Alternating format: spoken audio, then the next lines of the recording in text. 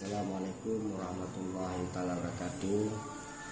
Kami himbaukan, saya kecil dari Kutaibo, Kecamatan Laban Haji Barat, Kabupaten Aceh Selatan, menghimbau kepada warga yang berada di luar daerah, baik itu dari Malaysia maupun di Banda Aceh, dengan ini menghimbau agar jangan pulang dulu ataupun menunda kepulangan dulu dalam rangka mencegah konflik 19 yang sedang menyerang di Kabupaten Aceh Selatan ataupun di Indonesia.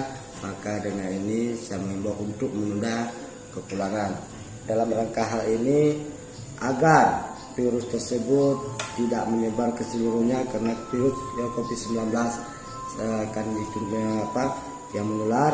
Maka dengan ini kami himbau kepada kepada seluruh masyarakat yang berada di luar agar menunda kepulangan.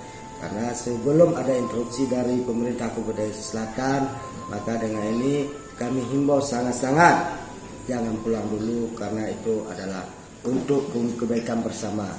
Dengan ini saya kira wabillahi taufiq wa hidayah. Assalamualaikum warahmatullahi wabarakatuh.